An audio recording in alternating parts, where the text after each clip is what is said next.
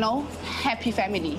There are also things that will try and bring you down and discourage you, but make a way, push and be persistent about what you want. If you want something, I believe that you are going to get it. The more diversity we have in the classroom, in the research laboratory, it's just generally better for science because different people are going to have different ideas about things. So we don't all keep thinking the same thing all the time. We'll have different ways to answer different questions. All nurses, for example, or doctors or engineers, everybody has to do chemistry. Even biologists have to do chemistry because chemistry is everything we are. It's in our lives, in the breath, in the air. So chemistry is something you have to study to go on. But having said that, I believe that future developments are more multidisciplinary. Combining biology and chemistry and physics and so on will result in new medicines, in new technologies, in new development. So we've got to work together.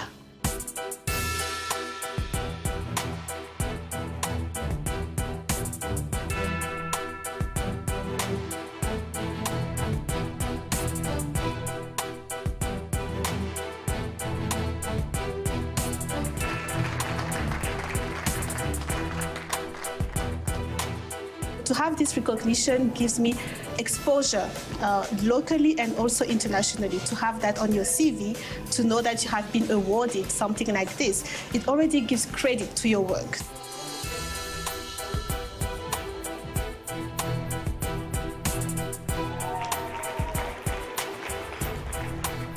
It encourages me to continue, and I hope it will inspire other women to also have a career in computer science and also in all natural science, all sciences actually.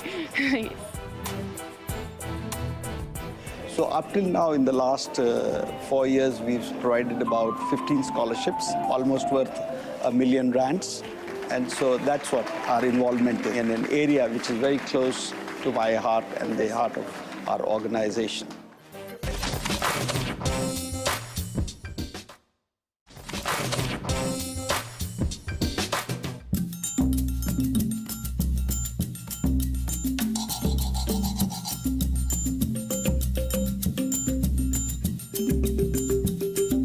There's a lack of awareness in terms of what is available out there. We are having areas of scarce skills that are not being tapped into, but you still see learners who are enrolling for the traditional kind of careers when they get to varsity. Why? Not because they do not have the capacity or the potential to do these so-called scarce skills. It's because they do not even know about it. I mean, you ask a young girl in my village about nanotechnology, they would be asking me, what is that?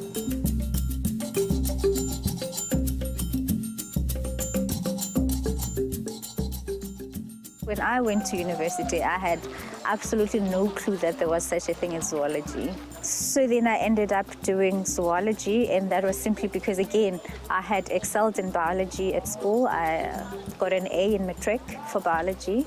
So for me, anything that had anything to do with biology sounded like a very obvious choice. But at that time, I had absolutely no clue what careers there would be in the field. I didn't even know a single zoologist at that stage.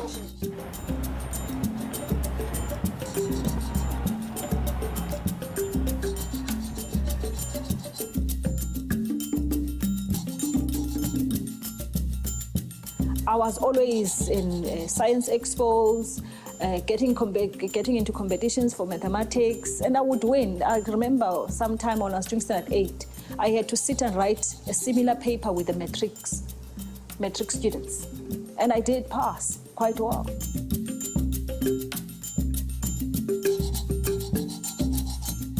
And so I started looking around the country, investigating what professors were doing what at what universities.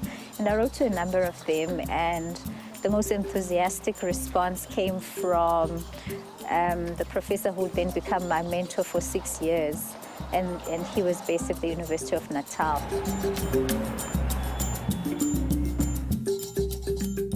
So my mathematics teacher, by then Mr. Keston, found me a bursary that took me up to standard 10, which is now called grade 12. And thereafter, after completing matric, I went to university to do Bachelor of Science. of which I was funded by ESCOM to do that.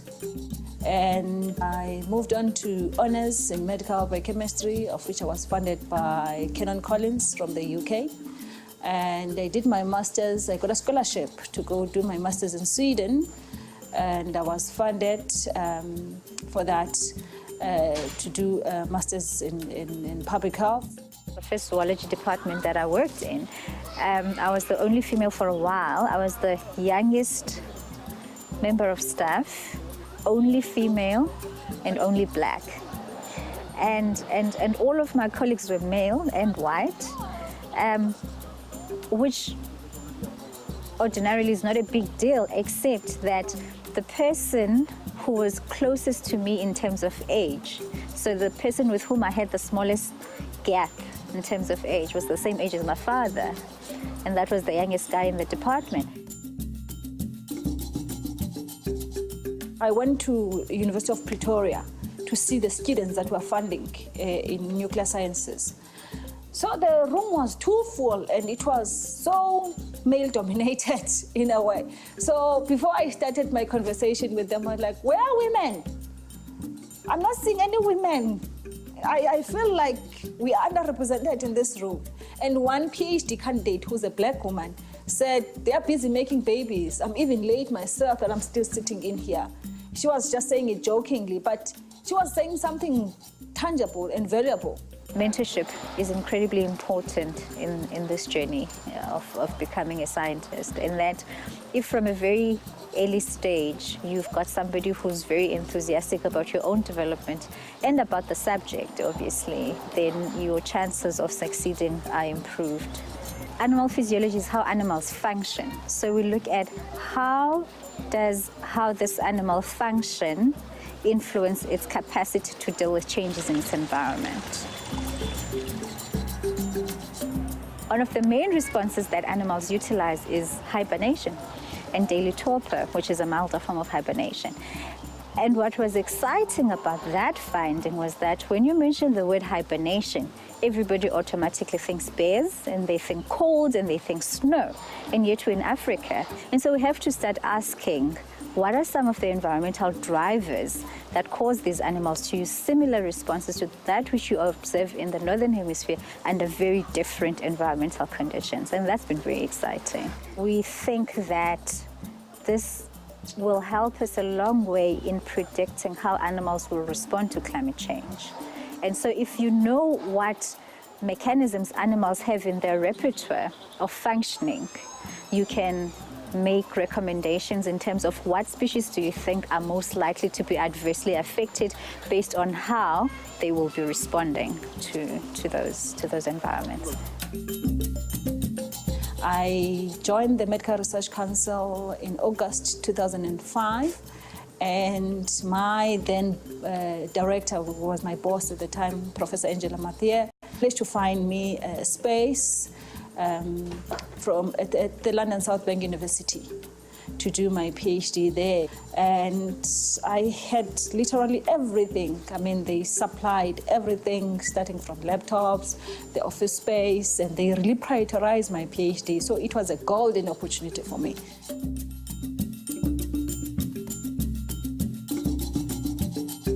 Having gotten married in 2005, and then we agreed with my husband that no falling pregnant until I finish. But fortunately, not unfortunately, I fell pregnant when I was completing my PhD.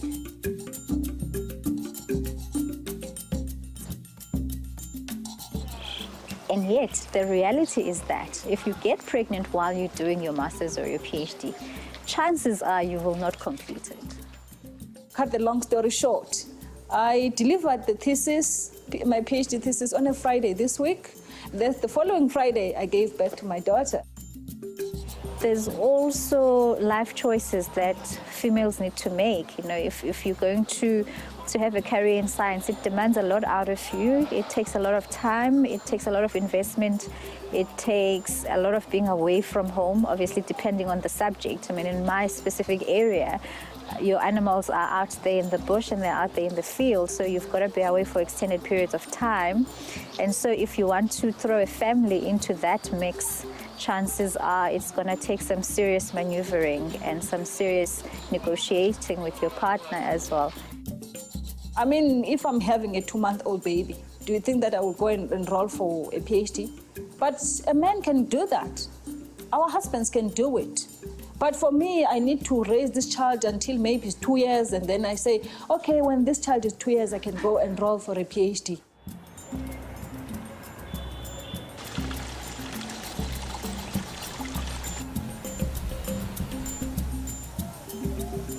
I want to be an academic, and I'm a master's student now. How do I set myself up such that 6-7 years down the line, I will land that academic position?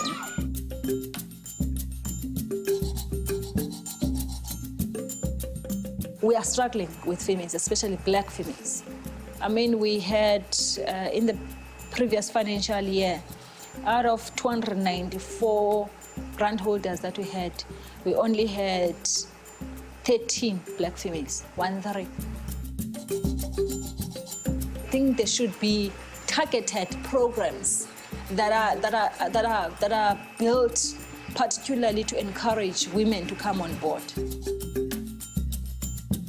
I think the best thing any young aspiring scientist can do is to speak to somebody who's walked the road, who's been on the journey, and to say, what can I expect on this journey? What kinds of decisions will I need to make?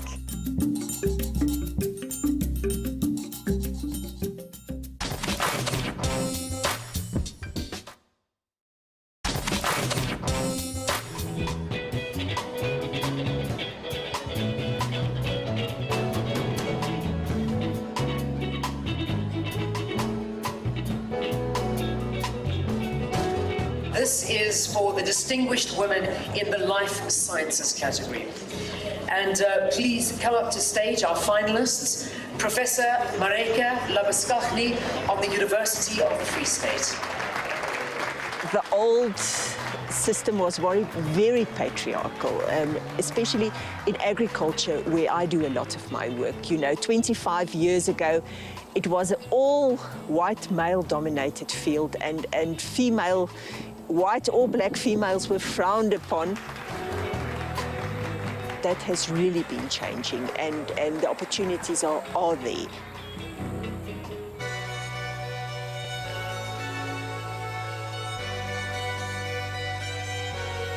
In Africa, yeah, all crop production is done by women, and we need more scientists to become involved with agronomy, genetics, breeding, everything that has to do with food production. We need more women in that field.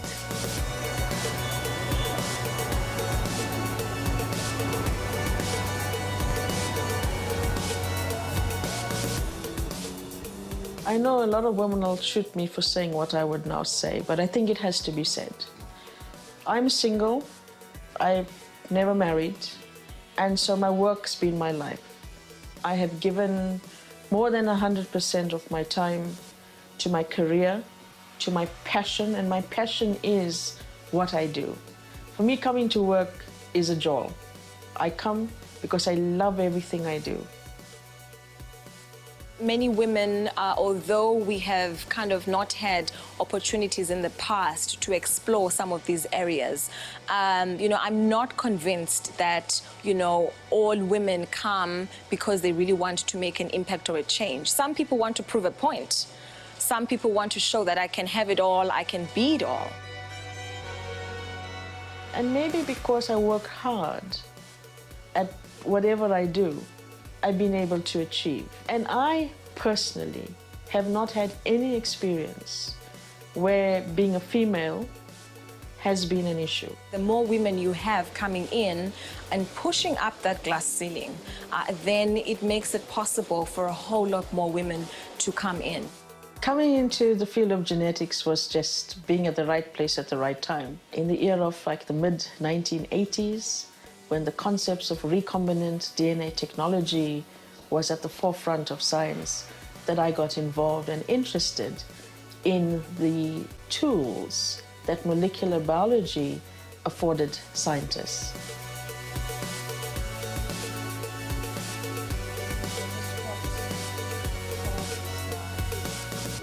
And it was just coincidental that having completed a master's in biotechnology, that this division of human genetics at what was then called the South African Institute for Medical Research needed people with my qualifications.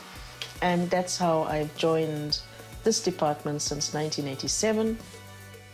I was now armed with a set of tools that could be applied in the field of human genetics. So I got involved with doing diagnostic work, screening for inherited disorders, tracking genes through families.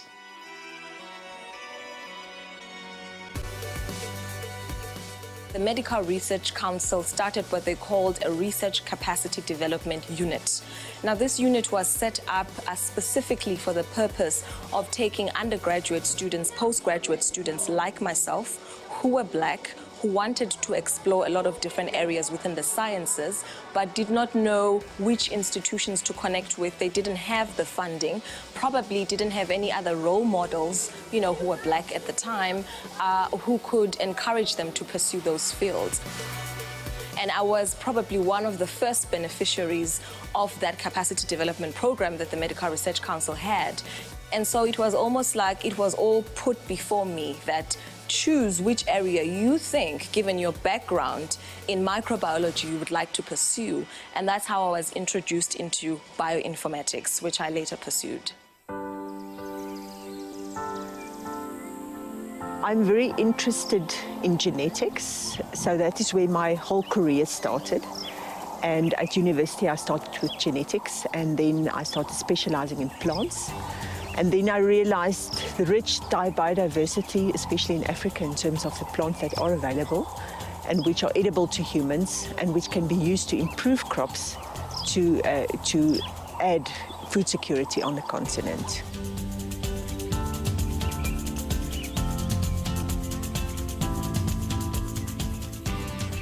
I think everyone realizes that food security is of prime importance. If people don't have food to eat, then you have major problems, because that's the most basic need that people have.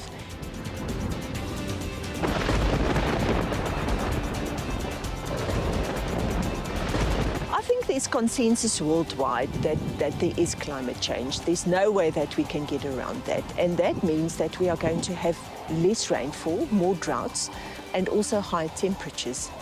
And this is going to impact hugely on agricultural production. It's absolutely crucial in all crop areas, maize, cassava, wheat, that we need to look at genetic improvement for heat and drought tolerance.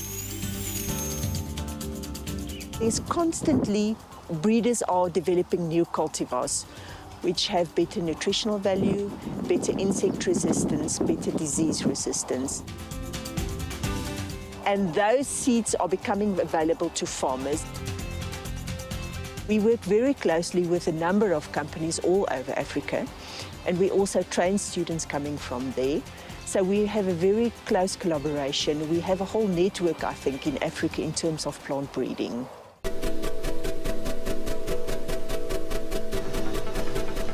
I was inspired to look further into the history of the peoples of Africa using a molecular genetic approach. And that's kind of what I focus on currently. I'm interested in contributing towards the writing of the history of the peoples of Africa, and my narrative is the narrative of the genes.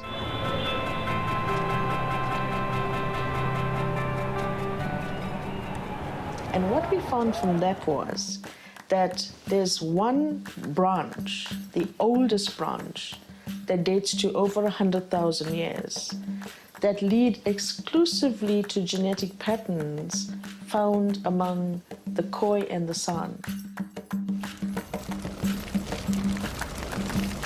We examined 7 different groups of Khoi and San people from Southern Africa, and all of them were anchored on this one branch.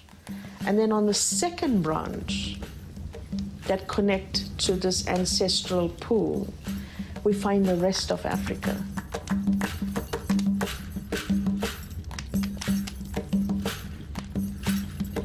several lines of evidence are converging to Southern Africa. So the big question is, could Southern Africa be that cradle, the geographic region from whence our species, Homo sapiens sapiens, have evolved?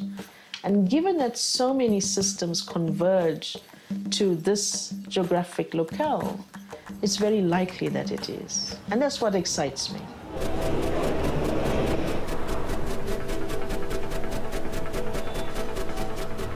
I think that, there are now many societies, African bioinformatics societies, that have come up in the last couple of years, which are beginning to recognize the potential of bioinformatics and computational biology to kind of try and deal with some of the problems that have been lingering. I mean, so for an example, when I worked on a project on malaria, where we're looking at the Plasmodium genome, we were mapping out the Plasmodium genome, we were understanding where the genes are within the Plasmodium genomes, which sequences are actually responsible for disease transmission, were the genes that we could turn on and off, and when we turned it off, then it would mean that it would stop the transmission process.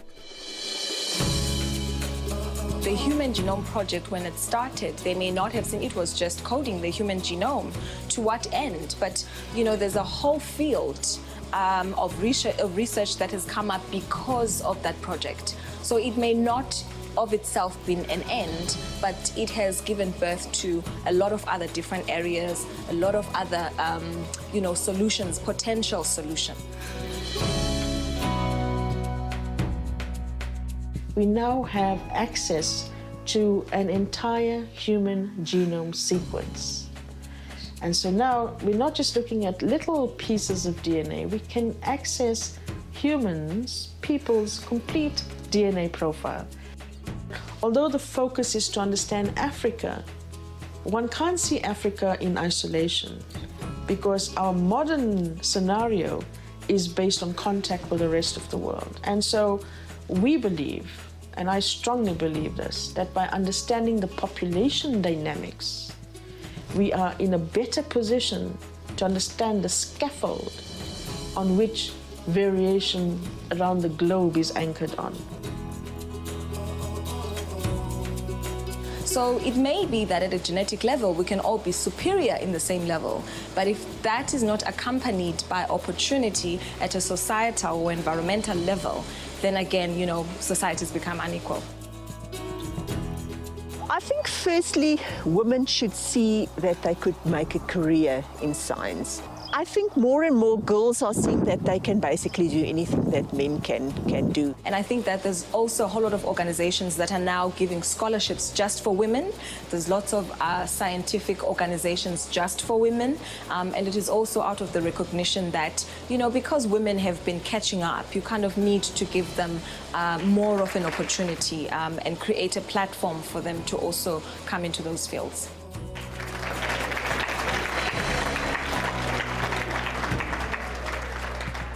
And the winner, congratulations, Professor Soraya Sidat. Well done to you. If you look at the Women in Science, the function, for example, it was so nice to see women excelling in all areas of science. And I think it's just becoming more visible because earlier years you also didn't see this kind of acknowledgement for women. The next award is Established Researcher Award. Well, I think I've had to overcome many challenges. Firstly, as a black woman, black and being a woman as well. But what I've always believed is that, when a door opens, there's always an opportunity to say, this is a chance. What can I do? Because all of us are born with capabilities. Please, one more round of applause to every single one of our panelists. It's in first place a huge honor just to be a finalist. People should remember that. But to actually win, it's quite a big honor.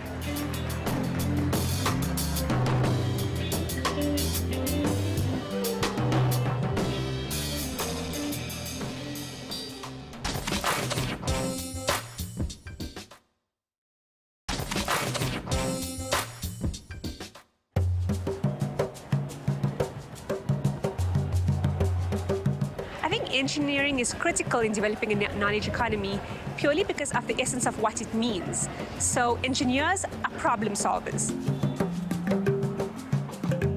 I think with an engineering mind, it will help us develop the technology to a level where it becomes sustainable and one of our greatest resources in the country. The engineering field for a woman can be seen as very male-dominated, and a lot of girls are scared to go into the field because they don't want to, you know, be in an industry where they won't be accepted. I really believe that the shortage of women engineers, largely, especially at a young level, lies around the misconceptions there are about engineering. I mean, how many young girls do you know today saying, yay, I want to be an engineer? It doesn't happen very often, and I think it's largely because they think to be an engineer, you know, you have to be a grease monkey in your hard hat and overall the whole day. I actually, before I started at SANSA, spent 5 years working in the mining industry. And you don't get more manly than the mining industry.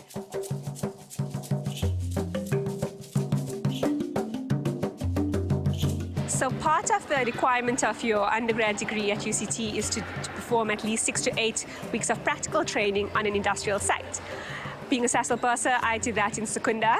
So it was my very first visit to this massive industrial plant, and it was my first step into the real world of engineering, so to speak.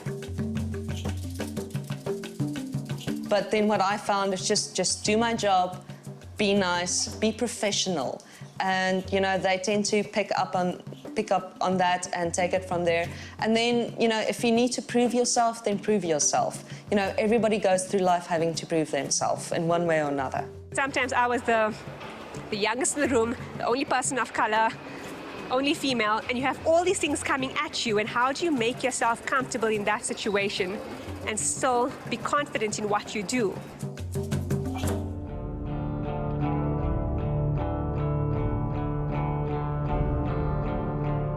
2005, I saw the job advertised for a target maker, and I was like, what is this? Because I never worked in nuclear industry before. I took a chance and I was lucky to get the job. You don't study to make targets, but I got training from overseas, as the skill is not available yet here in South Africa to make such materials for nuclear physics research. We've got the accelerator group here where they produce the beam of particles. And then the target, this is where I come in, it's the material that they bombard with the beam of particles. The nuclear physicists, they come after to analyze what comes after they bombarded the stable nuclide, which is the target, with the beam of particles. And then they'll study whatever comes out. My role in this at SANSA is I'm a space weather engineer. I'm part of the overwintering team that goes to Antarctica every year. South Africa's got a big role in the South African National Antarctic Program, where we run the science in terms of the space weather component of that. But the application of this is to do with learning about the space weather, which is basically the space between the Earth and the Sun.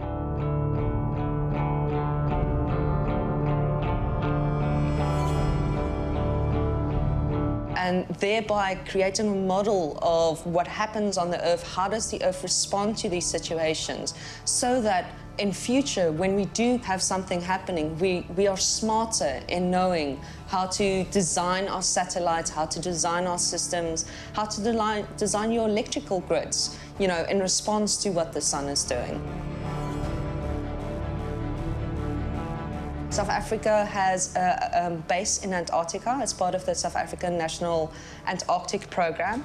And from this base, every year we have 10 overwintering members that stay there for the year and look after the infrastructure there, and then specifically to look after the instruments there that is part of different science. We have the Superdome there, but we have lots of other science as well. So my role as engineer there would be to look after the instruments there. If an antenna blows over, we go pick it up, fix it. If a line goes dead, we fix it. We fix the computers. We keep it going.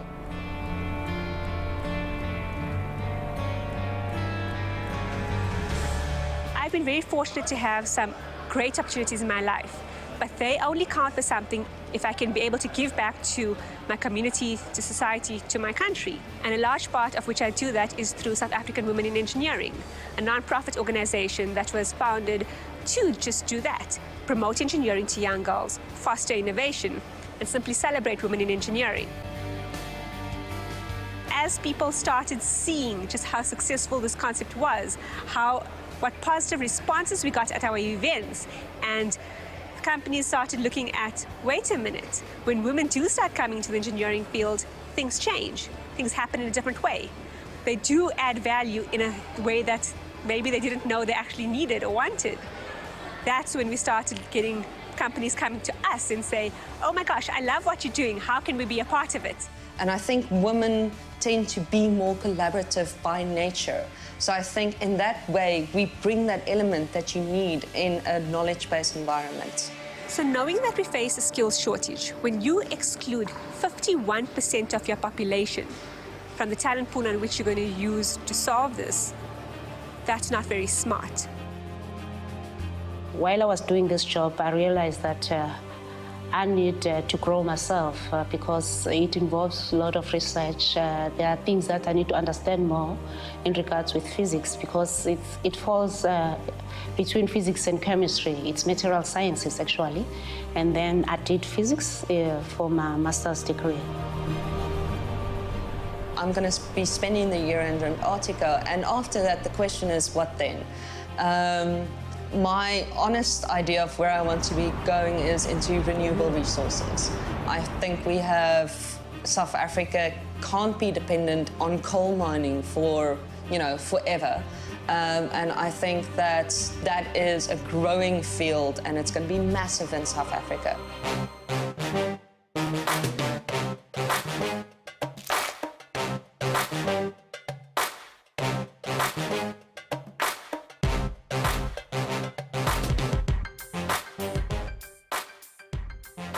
The attitude needs to change towards women and women scientists, that women scientists can be mothers, they can be wives, and they can still be good scientists. They can do it, or women have proven themselves, I think.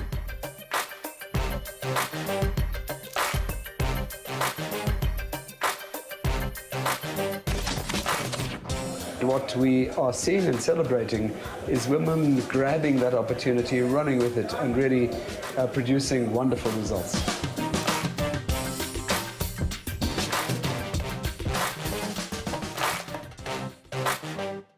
We are all very insecure. We have these insecurities.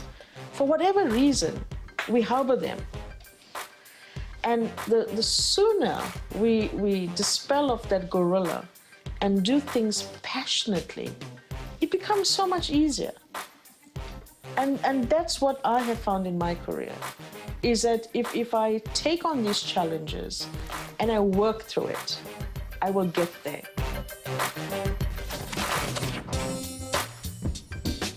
My next lifetime is about taking science into the people, creating things that are useful for the general public, made here in South Africa.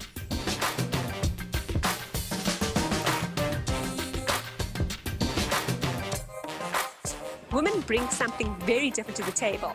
And I think that combination of men and women working collaboratively in the engineering space to tackle these deep-seated issues that we have with the growth in Africa, I think that can lead to fantastic solutions.